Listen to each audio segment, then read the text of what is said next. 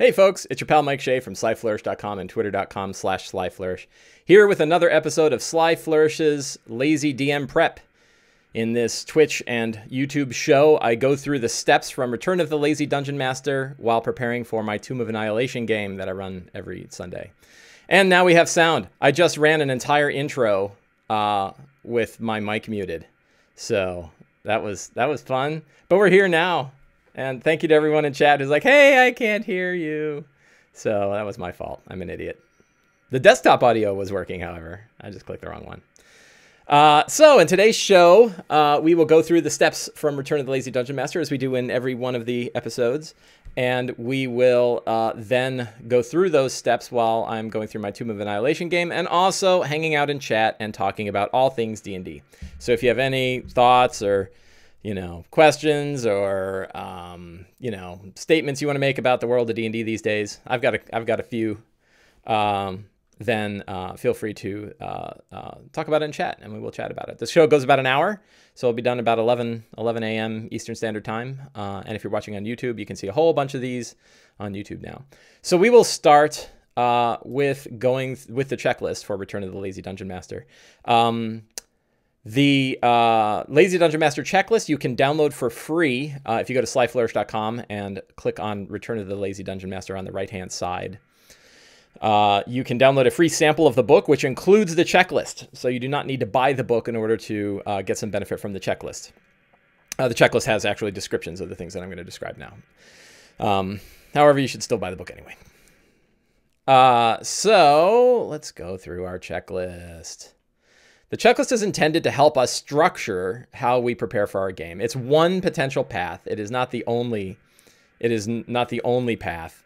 And there are elements to it that you can cut or add depending on what makes you feel good and feel prepared for your game. Everyone's still waiting. Hello, Mom. My mom's asking about if everyone is still waiting. You guys can hear me now, I'm pretty sure, right? Everything's cool. Yes, and the book is available on Audible. Oh yeah, we'll talk all about the books. I've got things to show. I've got wondrous things to reveal today. So we'll talk about that when I'm done talking about the checklist. So the checklist includes 8 steps. And like I said, all 8 steps are not required. You can kind of choose which ones help you feel good about your preparation for the game.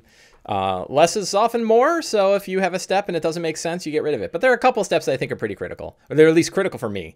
Everybody's got their own process. And this book, by the way, does not assume one way. It is offering lots of suggestions and advice. It does offer a way, but it is only one of many. And I assume that people will customize their own. So step 1 is review the characters. Who are the characters in our game? What are their backgrounds? What do the players want for their characters? What interesting things have happened to them? We put this firmly in our mind before we do anything else, so that while we're doing the rest of our prep, we have the characters in the center of our attention. We also create a strong start. What is the first scene in this game that is going to grab people and say, hey, everybody, we're playing D&D, and draw their attention and get them involved in the game? Then when we need, we can outline potential scenes. If we are not running a published adventure, sometimes we're running an adventure where it really makes us feel better if we have a general idea about how the scenes are going to go. Recently, in a bunch of Adventures League adventures, I've seen that they have sort of an adventure flow chart that kind of says, here's the different steps that things will take. That scene list is exactly like that. It's like a small flow chart. I just do it as a list of what scenes could potentially take place. And this is very light. So we just write like a line or a few words just to describe it, because very likely the game's going to go in a totally different direction. We throw that list over our shoulder and go wherever the game is going to go. Next one is a very important step, defining our secrets and clues. If there is any one focal point of Return of the Lazy Dungeon Master that kind of makes it different than other systems, I would think it's this one. And the idea of secrets and clues is we come up with 10 things that the characters can discover in this next game. So we don't describe where they're going to discover it, just what they could potentially discover. So an example one that I've been writing about in this show and for my game that has not yet really come to play is that there is a giant chain to Mechanus that is powering the Tomb of Annihilation, or the Tomb of the Nine Gods. Like, that is an interesting secret, right? That there's actually a planar chain being drawn from Mechanist, this plane of machines that is nearly infinite in the power that it can transmit. And that it is actually being pulled through the tomb to pull energy out of it. The characters haven't figured that out yet, but you know, you can hint at it. So that's an example, one secret. We tried to do 10 of those. Those are all things that the characters might pick up. These could be bits of history, bits of character background, specific things that the characters need to know. It could be all kinds of different things, but they're generally short. They are generally like a sentence long. So we don't, you know, write whole big paragraphs of stuff. We just, I have no idea. Mom, I don't know what you're talking about. Why am I typing to you? You can just listen to me. I don't know what you're saying. I am light D, and yeah, this is. Those are not words. We also develop fantastic locations. If we are not running a published adventure, then we need backdrops for each of our scenes. What are the places that the characters might discover and where these scenes could potentially take place? And then lastly, so a lot of times we don't have to come up with these if we're running a published adventure because they're in our adventure already. Important NPCs. Who are the NPCs that might show up in our game? What is a character from popular fiction we can use as an archetype for that NPC? Those are useful mostly for remembering names. I'm terrible with names, and I always have to write down names. So this is an opportunity to kind of jot down important names. Choose relevant monsters. What are the monsters that might show up in this adventure? What is the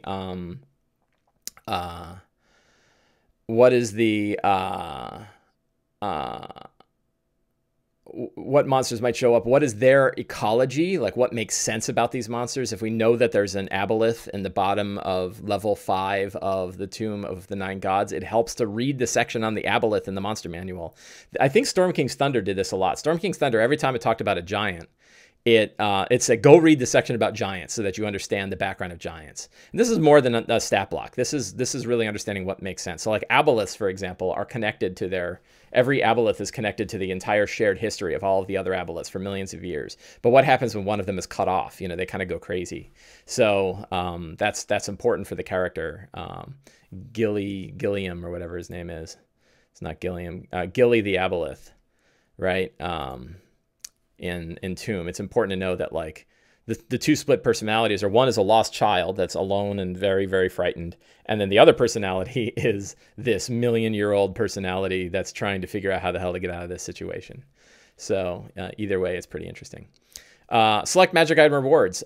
Magic items matter to characters. They matter to players a lot, and yet there's something that a DM has sole responsibility for. So it helps us to consider what magic items make sense for the characters at a given point in time.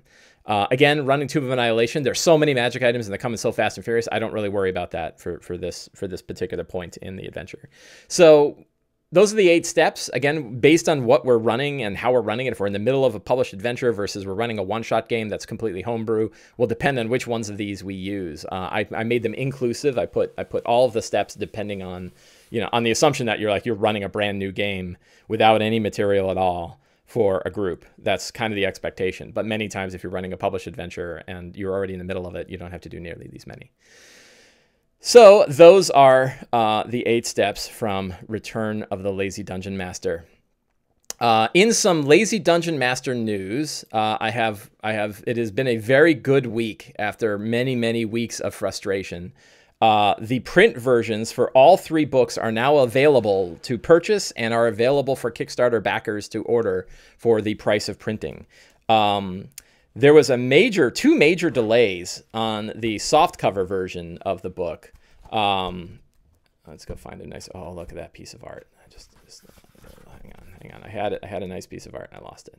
So we'll find another nice piece of art. There we go. That's a good one. I have to figure out where to hold it up to the camera. So the softcover book had a couple of problems. We had spine issues, which you can see we no longer have. Look at that beautiful spine. Yeah, all fixed. We had some initial issues with the cover wrap. The internal stuff was all fine from day one, but we had some issues with the cover wrap, and we had to run a couple of new proofs. And then in the final proof where I was 95% sure that it was going to be fine. It got lost in the print-on-demand system, and it got hung up there for about a month. And every day I was like trying to chase him down, being like, oh my God, why is it lost? Just reset it. Eventually they just reset it completely, and I had to put the whole thing back in and wait another week. So that took I think it was about 5 weeks. And then it shipped, and it got lost in shipping. So the proofs that I needed to review in order to be able to release it to everyone else, yeah, the stress of the small details was a killer. You know, what's funny is like writing the book was the easiest part by far. You know, sitting down in a coffee shop with a cup of coffee and writing every day for 2 hours for a month was easy. Publishing the book was such a tremendous pain in the ass. There's a reason why there's a publisher, you know, and you know, I now consider myself more of a publisher than a writer because of the amount of effort that I'm putting into publication versus writing, when the reality is I much prefer writing, but not enough to give my stuff to other people. So, yeah, I got lost in the mail, and it actually was it was like within 5 miles of my home at their distribution center. And then they sent it to Philadelphia and then back again. So finally on Thursday, as soon as I found out it was lost, I ordered another set because it's worth, even though it cost me a fair bit of money to send 3-day shipping on these things, it is worth it to get it in hand as fast as possible so that people can actually start ordering it. So I ordered one on Monday immediately. And Thursday I had to run before work. I had to go to the UPS and pick it up, and I did. And in the car before work, I went through the whole book and looked at it all over again and said, yes, it looks great. And again, asked for, and then talked to RPG Now about getting it approved. And they approved it. So it was available Thursday night. So Thursday night I was actually not feeling well, but I you know, feeling well or not, I sat down and I wrote the note to the Kickstarter backers saying, hey, here's how you can go order your print-on-demand copies. So the bad news was it took an extra month for the soft, a little bit more than a month, about 5 weeks for the soft cover to come out. The good news is during that time, we got the hardcover set. So that, you know, I wasn't sure if the hardcover was going to come out at the same time, but it did. There's your beautiful spine that took all that extra time.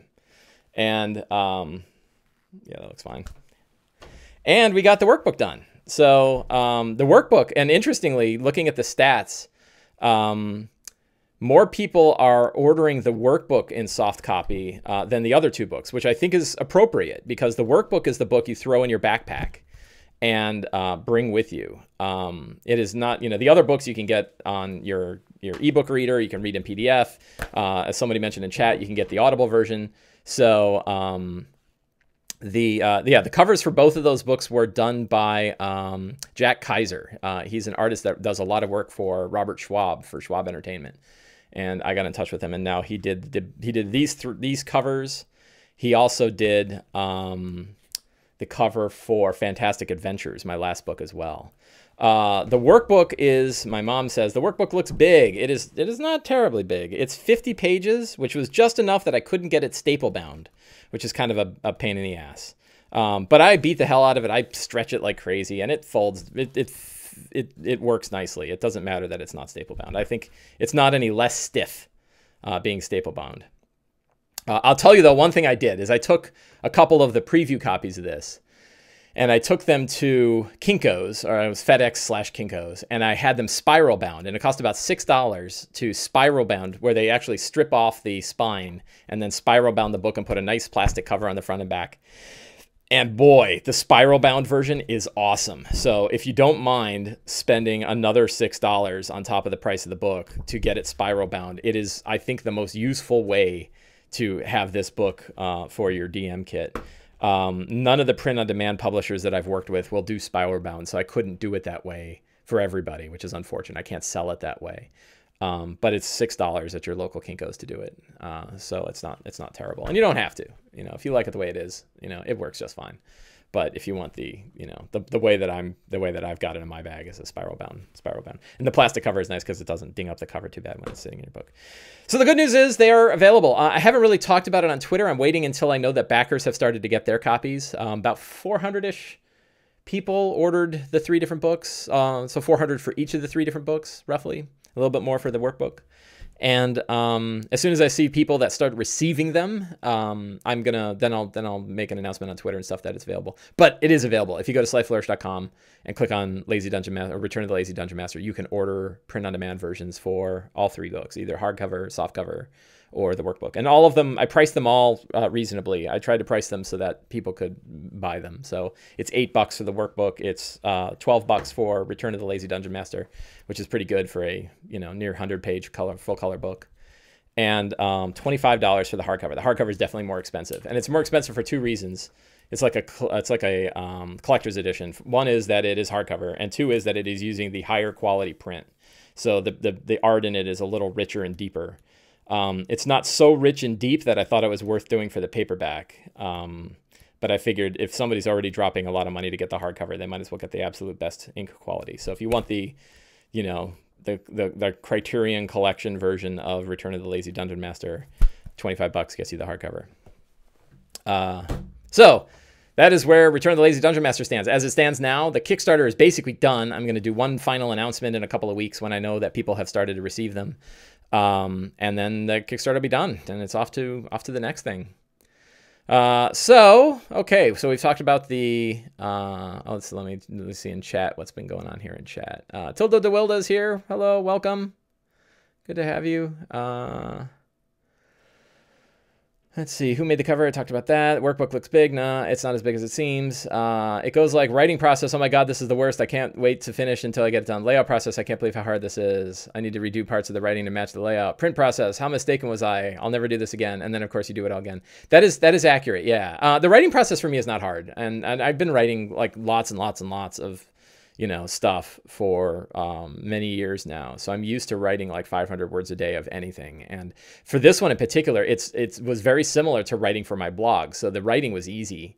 It's stuff that's been in my head for a long time. So it wasn't hard to write this book at all. It was really, really smooth. The workbook was a little harder. And actually the hardest part of the workbook was the descriptions for each of the locations for the lazy layers. And some of them are not the best. Like I get a fair amount of crap from my friends about the castles. So there's a castle one, and where's the castle one? And the trebuchet, or the ballista. That's room 19. Ballista is the name of the room. Area aspect, huge ballista, and then the text description. A huge ballista looks out over the land surrounding the castle. It's like, yay. So yeah, not the writing. Yeah, that's probably the worst case. The rest of them I think are pretty good, and I think the lazy layers are really nice, and the maps are beautiful. So it met my intent. It met what I had hoped.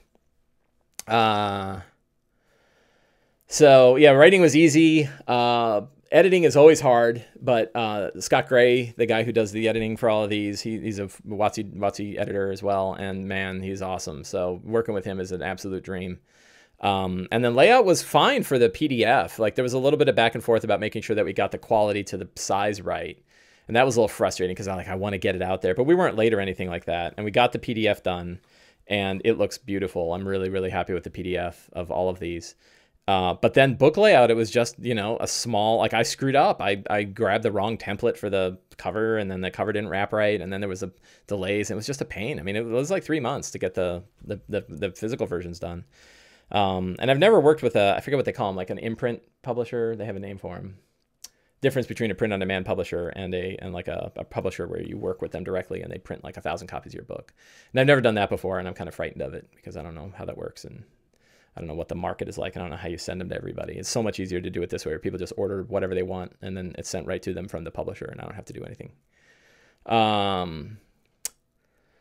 What's the next thing? I don't think I'm ready to dive into too much what it is, but I will say that it is along the lines of Fantastic Adventures. So, yeah, you can expect something that's closer to that. Different, but a little closer. And I'm doing some experiments right now. So I haven't,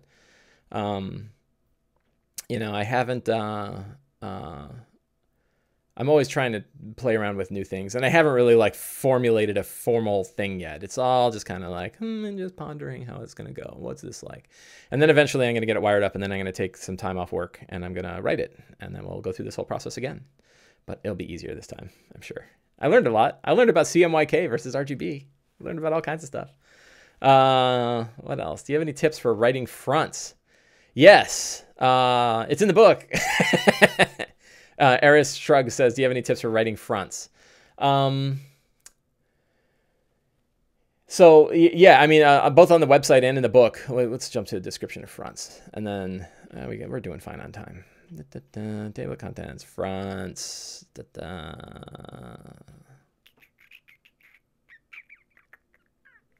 guess is that in the session 0? Describe the world characters together. No, where are the fronts? I know I have fronts in here. Page 47, thank you. All right, let's go down to page 47.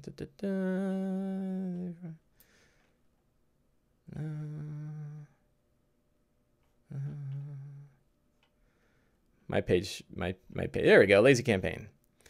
Defining fronts. So, so what's the key to a front? A front is some big entity that is having a major effect in your campaign. This is Imrith from Storm King's Thunder. This is Acerarak and the Death Curse could each be fronts in Tomb of Annihilation. And you define a front as a major power, a major force that is affecting the game. And it doesn't have to be always add 2 pages to a PDF page count to the print copy. Yes. Also, yeah, I learned that you need to, if you want to have a book be exact number of pages, it has to be divisible by 4 minus 1. And I didn't know that. Oh, this is one of the older ones. Huh. I can tell like which workbook I have because of a small error that I can see. So I'm actually carrying around one of the older workbooks, but I know it's fixed. I checked. I got 6 copies of it. So tips for these fronts, the rule of 3 always works. What are the 3 major forces? 3 are complicated enough to keep things really interesting. So like right now, if we think about the Tomb of Annihilation, the fronts are the Death Curse itself is probably one front. Withers is another front, although Withers is gone. Like, so these fronts got much more compressed because they're in the tomb. So anything going on outside of the tomb doesn't really matter. Acerarak is probably a front, and the Sown Sisters are a front. Although Acerarak is not really involved. So like his drive is kind of out there, but he will suddenly be a front that shows up and is going to hit like a freight train. So his front probably matters. So we define the front as one of the major motivators. They're usually villains, but sometimes they can be an environmental effect. So, if you were outside of the tomb, it could be that the Night Serpent could be a front. What does the Night Serpent want and the followers of the Night Serpent? And then we define 3 things. Who is the front? What are they? Who are they? What is their goal? What do they want to accomplish? What is driving them? And then what are 3 things the characters will see that show that the front is moving forward? Those are the big front steps. And so in the book, we have an example of like, Veloxus is he's the half dragon, half hobgoblin warlord guy. And his goal is to construct a war machine and use it to level White Sparrow. His first grim portent is that he restores the war machine. They know that this thing's getting built. He hunts down the gemstones, and then he opens up the gates to Greyspire. I have added my lazy DM checklist to get familiar with the fronts at the same time you're familiarizing with the character. Yeah, that's not bad. Step Back History says that adding fronts, kind of looking at what the fronts are, that can't hurt. I think that's not a bad way to go. I oftentimes will think about, whenever I'm kind of pondering my game, I'll think like, well, what are the fronts up to? So what is like Withers and, in my case, it's like, I wonder what the Sown Sisters are up to right now. Or what are the Sown Sisters doing now that Withers is dead is an example of what's going on in the Tomb of Annihilation, because Withers is slain, right? And now it's just the Sown Sisters, and they're the only thing standing between the character, well, that and a bunch of death traps. What's standing between the characters and the Atropol, is a good example of fronts.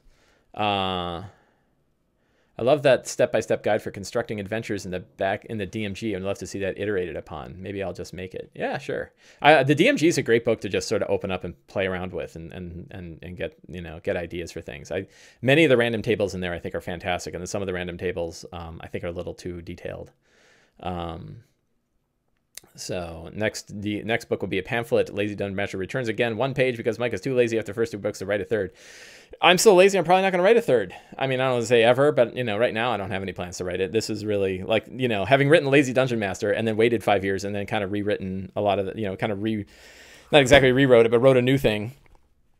Yeah, I don't know that we're going to see a whole lot of change, but you never know.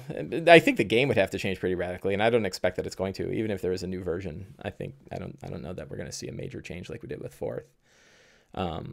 So yeah, so that's all things Return. So let's talk about my game. Let's go over here. So over here I have my my little notes that I put together every session, every time I do this show. This is just a way for me to write down stuff, but it also has a bunch of the administration. This is also the notes that's up on YouTube, so you'll see it. Next thing you raise, the laziest dungeon master, in which is just a sentient AI that DMs for you. I actually think that there's some value in. I think that I spend some of my day job is screwing around with artificial intelligence stuff, and I don't know that that's so far out. I don't think we need very much. So I think that having Alexa run a D&D game for us is not that far off. I think that she could probably run a pretty decent dungeon delve with some random components and using things like Markov chains and Markov chain Monte Carlo simulations to build the words. They'll be goofy at times, but we're goofy when we do it. So I don't think AI-based DMing is that far off. However, not to put myself out of a job, I still think humans will be better. But it could be fun.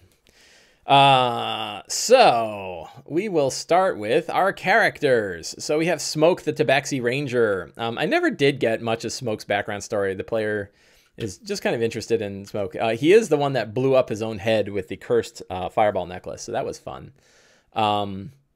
He is possessed, but I always forget by who, and I checked my notes. I even brought my notes downstairs today. My notes are a freaking catastrophe. I need to redo that sheet really badly. Shadzar says, smoke the tobacco. So he's possessed by one of the 9 gods, but I don't remember which one. Gabriel Thurmond is an Aasimar Celestial Warlock. He's possessed by Unk. He just got possessed by Unk. And he is indecisive and obsessive. He is a Gabriel. So Thurmond is the current character. Gabriel was his former soul that got stripped out and is now stuck in the soulmonger, and is now, I think, was pulled out and is now being tortured by the Sun Sisters. Ogechi is an interesting one. So Ogechi has lots of different. He's possessed by a lot of different things, and he was touched by a Sararak, and I think a Sararak. He now has powers, like a Sararak-like powers. And I think a Sararak is going to try to recruit him to become one of his new apprentices. That's at least in my mind, that's sort of where it's headed. We'll see how that turns out. Punchy is dead and was replaced by a Punchy-like entity that is filled with plant stuff connected to Zugtamoy. He is also possessed by Obalaka, but Obalaka and Zugtamoy basically took over Obalaka as well. So now there's this Obalaka/Zugtamoy entity in his head that kind of tells him what to do. He died fighting the King of Feathers and was restored.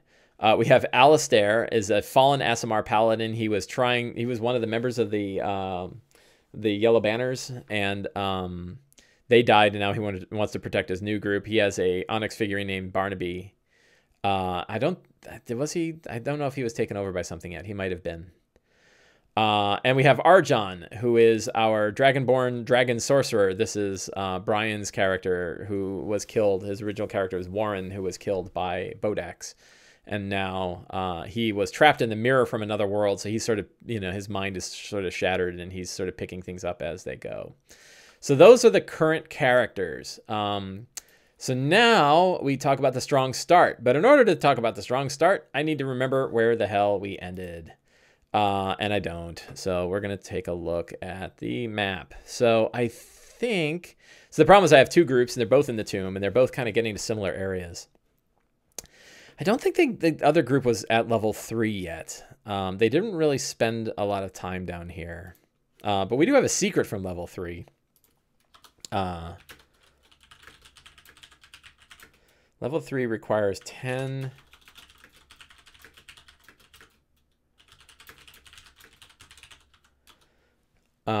So level 3 requires 10 crystal eyes to enter the final chamber. We know that that's a secret. The other secret is that 5 skeletons keys. are needed to enter the vault, into the cradle of the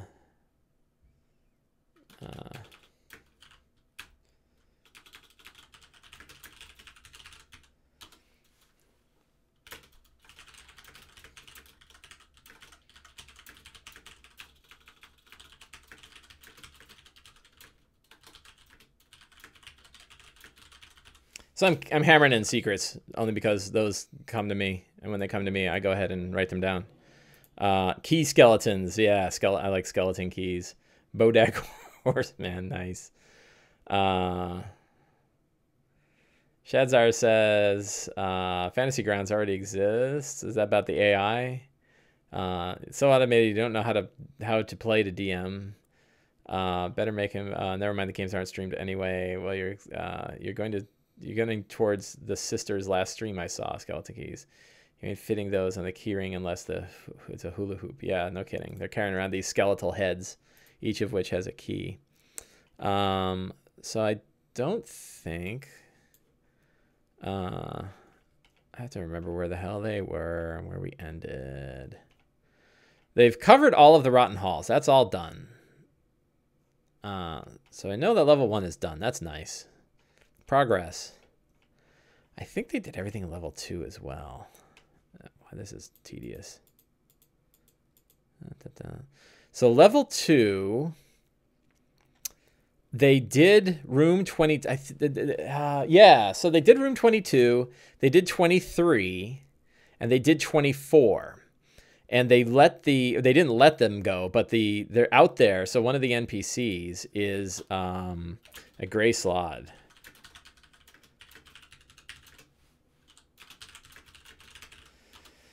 So there's a gray slod that's running around in the dungeon, can't get away, and he escaped from them. They almost pinned him down, so he's kind of waiting until he can deal with them.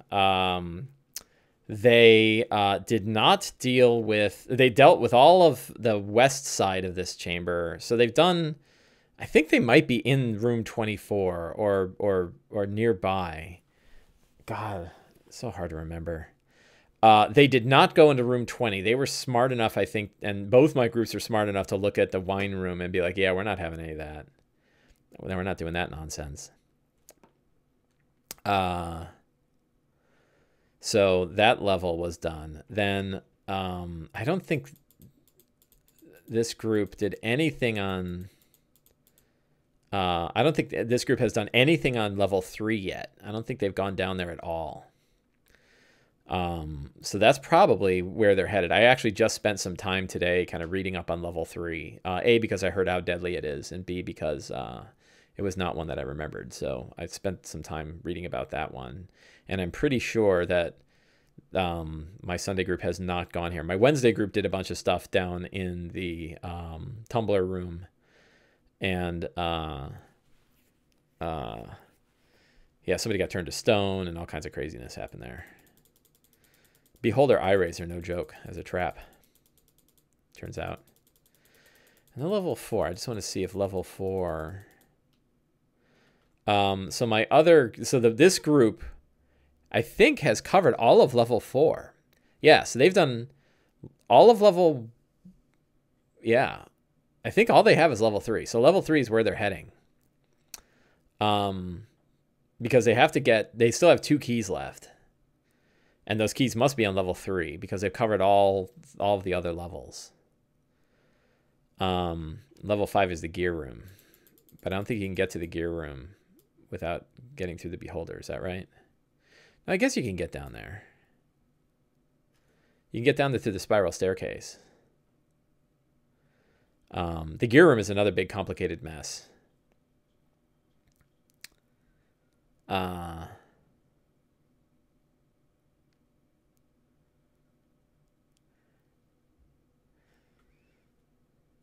Yeah, this room is a big crazy challenge. So strong start. What? I don't, this is going to be one of the rare circumstances where I don't really have a strong start. I think, so one of the things that they've already dealt with is last strong start was that Tomb Guardians were going crazy. So they learned that now there's a bunch of rabid tomb guardians running around who have no leadership because Withers is dead. So the fact that Withers is dead,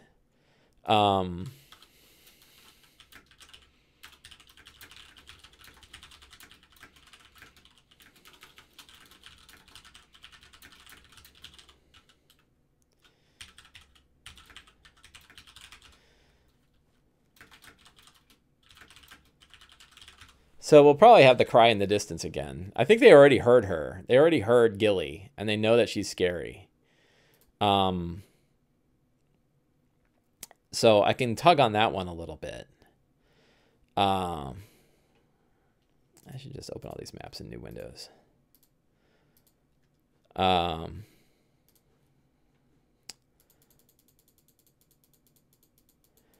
I don't know. So, you know, one of the things is like when they took care of Withers, that makes a big difference. The fact that they killed Withers means that there's no caretaker, which means there's no more crawling claws hanging around. There's 3, let's put these in order. 4,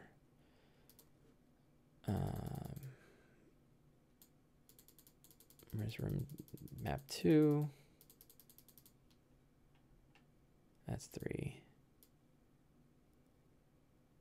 2. Big dungeon, huh?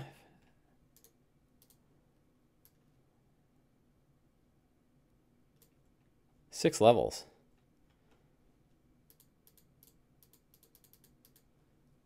Did I miss it? I missed it. Next time, I'll have all these open ahead of time.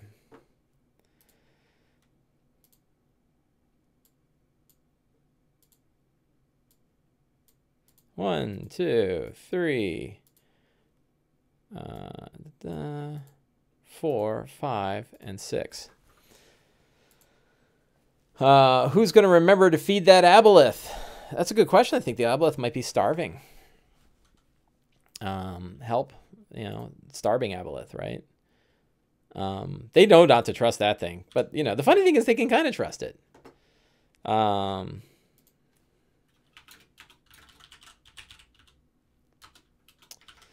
But I think the idea that like the upper levels of the tomb have gotten a lot more quiet is okay. You know, the reality is they've kind of taken care of the tomb guardians. The tomb guardians are killing each other, which means there's no more like you can't rest anywhere because you're going to get harassed by tomb guardians and stuff. It's like, well, no, Withers isn't pestering you anymore. He's not trying to push you forward. So you can kind of rest wherever you want. You know, which, you know, some people might think, oh no, that means they're going to be able to cast all their spells, blah, blah, blah. But hey, that's how it worked. Annoyed Sarah might try to dominate or reanimate a PC as his new caretaker. Yeah, that's possible.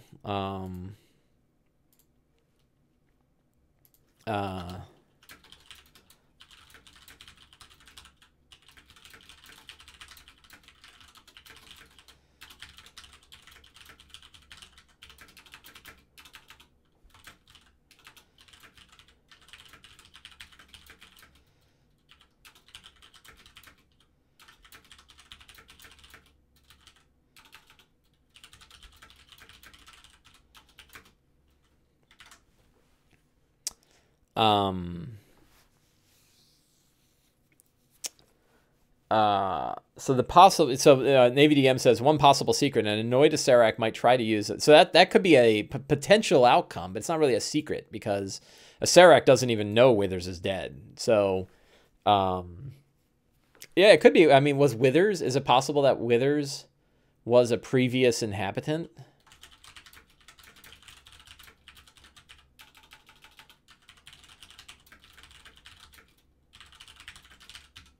I don't know how that is going to come up because Withers is dead, but they might learn that. That's kind of cool. So that means like, oh, I guess we could become the new Withers. You know, I don't know what happens. Time doesn't work right.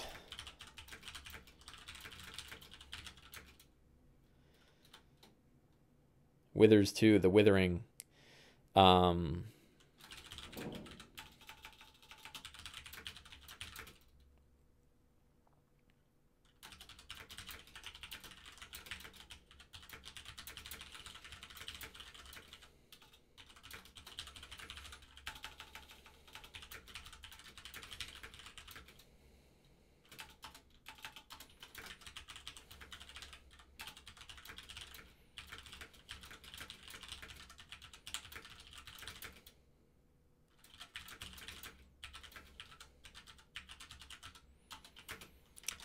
So I like the idea that sort of, and I don't know exactly how this works, but the idea is that the tomb moves faster than the people that are in it.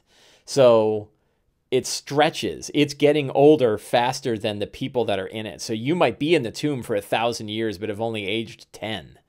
You know, and it's that way it's sort of squeezing the maximum amount of pain out of people. You know, the longer they're there, the more misery they suffer under, the stronger the tomb gets. And he knows that, you know, using like a wish and time stops, he's able to sort of stretch time, which means that it looks really old. This tomb is really old. Step back as the 2 GIF and a time jammer DeLorean burst through the walls, you know. They go, you know, smoke! We have to go back to the future. It's about your children. And then they shoot him with a blunderbuss. Just kidding. And then they drive off. Yeah, that would be a strong start. I don't know if it exactly exemplifies the atmosphere of the Tomb of Annihilation other than a silliness, but how many secrets we got? Oh, so strong start. That's not great. We might come up with another one. What scenes are going to take place? I have no idea. But probably level 3 and level 5. Because I think they've covered most of level 2. So they covered level 1. I think they covered all level 2. I can't remember if they did the wine room in this thing or not. I don't think they did. I don't think they've yet hit these 2 areas. So it's possible that room 18, 19, and 20 Hmm.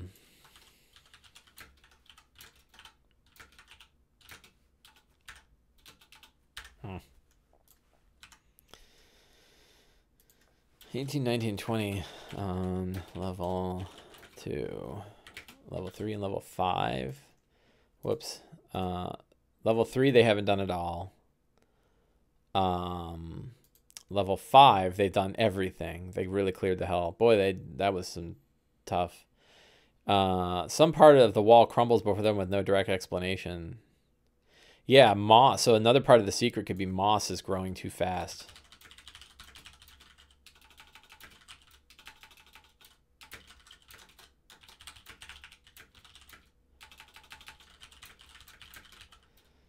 I don't know if they know somebody that has that, but maybe they like pull out a piece of bread and mold, right? That could be a part of the strong start. A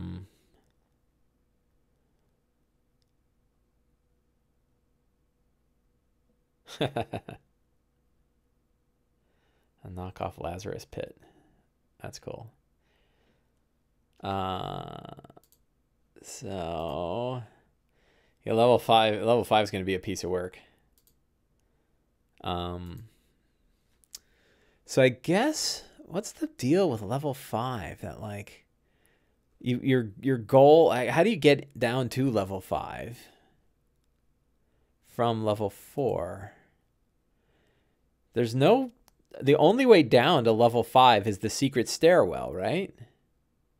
There's 2. I guess you can get down there by the secret stairwell, and you can get there by the water, the big water area from level 1. But I don't think that there's any other way to get down there. Please remind me in chat if that is not the case, if you guys have run this. Because that's kind of interesting. And then the goal is from level, so you're getting from area 26 or 64, and your goal is to get to 68. So you have to figure out like how to get in here and move the big gears around until everybody can get into room 60 and then gear around and then get up to 68. And I think the whole problem is that you have to have another entity that actually plays with the gears to get all the gears in the right place. That's interesting. I might make it easier for them to twist the gears. But essentially like level 5.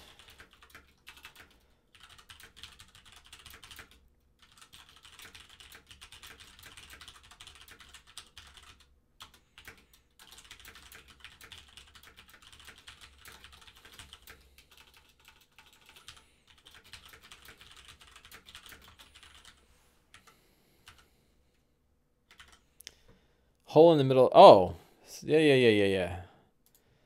The gargoyle statues. Yeah. So 45. Yeah, okay. 45 takes you into 58. You're correct. Thank you. Yeah, I forgot that. That is one of the ways that they get through. So we have our 10 secrets. Look, so if you look at other episodes of the show, or if you've been hanging out in other episodes, those of you folks in chat who have been here before, secrets can sometimes be a struggle and sometimes they're easy. And today it was easy. Like, I just had stuff in my head. I've been reading a lot. And I think a lot of it comes from reading the adventure, but also playing the adventure. Since I'm all slouchy. As you read and play the adventure, a lot of the things kind of come about. So sometimes you really have to sit and think to get 10, and other times it's like, well, I've been running this dungeon for weeks now, and I've been reading about it for weeks now. So you don't really, sometimes it's not hard. Fantastic locations are in the book. NPCs. Oh, there's one NPC I want to put in here, and I'm interested. You guys in chat, pardon me, you folks in chat can help me out. What room is it? It is in, I think it's room 3. It is room 40. The Golden Skull, and the Golden Skull's name is Yaka. And it is a sarcastic pain-in-the-ass skull that follows you around, and the only way to get rid of it is to have it chew up 10,000 gold worth of gems or a wish spell. And I want to try to find a character in popular fiction that is the problem is that like the donkey from Shrek is not bad, except I don't really know Shrek. That'd be like Eddie Murphy, right? Yeah, that works.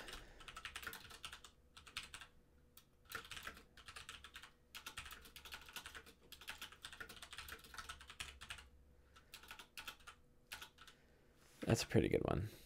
Yeah, it feels like a Planescape reference to Mort. Yeah, I was thinking Xander from Buffy. Any sidekick in any show. It's not much of a sidekick. It's a pain in the ass, right? It's constantly making fun of you. So that's a fun one. It's a fun NPC, and it can be like in my other game, somebody got it, and then, he's like, do you have any gems? I want to eat your, give me your gems. I love gems. Yeah, voiced by Gilbert Gottfried. Hello!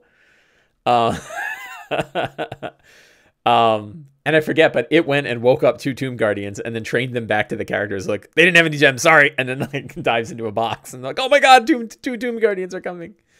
So that was fun. Monsters they face.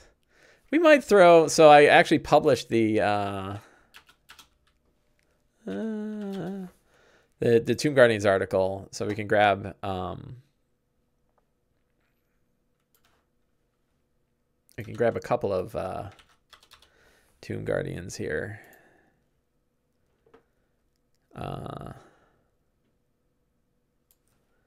These guys look fun. There's only a couple Tomb Guardians left, but we'll keep a couple of them on hand. Magic items are in the book.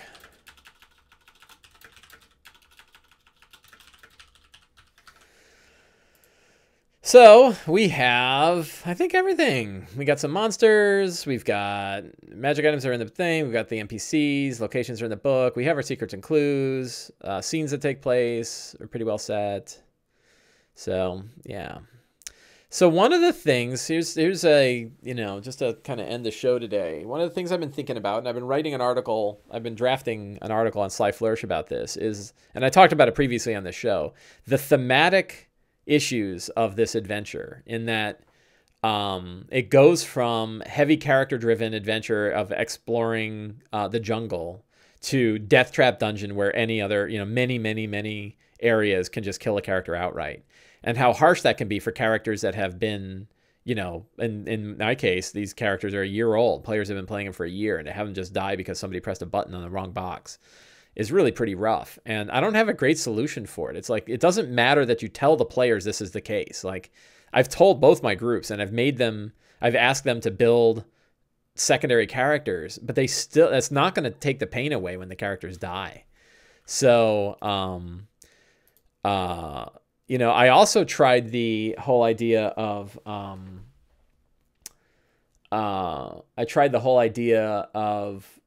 having them switch characters out. So it's like you're the characters that you got you to the tomb and open the door don't have to be the ones to go in, but you don't want to retire your character either. They're like, well, no, we want to finish it. Like you spend all this time getting there. We don't want our characters to not go there.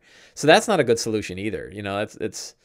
Shadzar says, because the Untamed Jungle just isn't bad enough, wild animals never get to make meals of the PCs unless it's owlbears, no panther.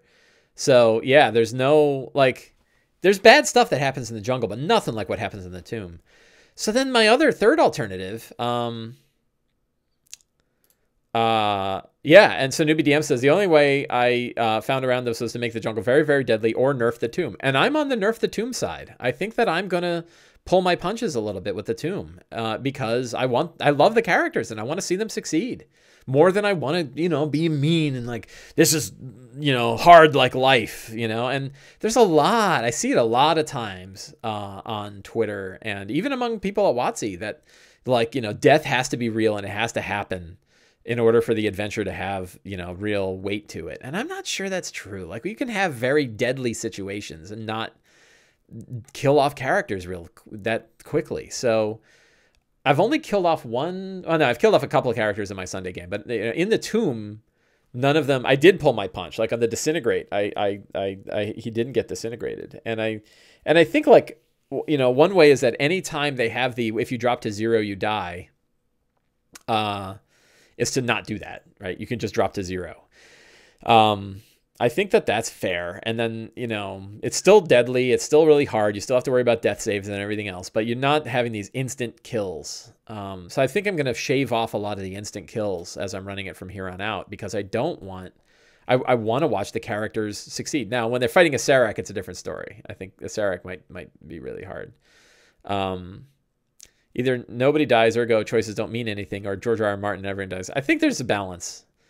Those are the two extremes. There should be a middle ground. Chadzar says, this is all from Chadzar in chat. And yeah, I think there's a middle ground. And the middle ground is a lot of you can pull away some of the instant kills and you can still make a lot of damage and you can still make it really deadly, but it doesn't have to be instant kills all the time. And, a lot of the, like, if this drops a character to 0, then they're cut in half, or they're dropped to 0, they're crushed. You could just say, no, they just dropped to 0 and somebody has to pull them out and they've got this big garish wound.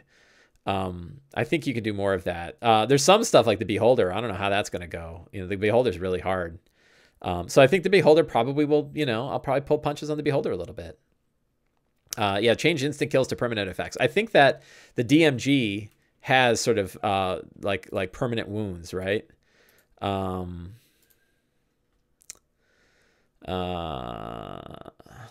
Is there wounds?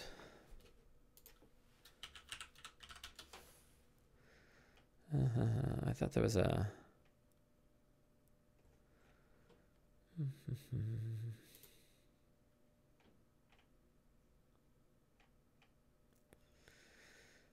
For extra credit, if somebody wants to find the chapter in the Dungeon Master's Guide, it's got to be under optional rules. Let me look here again.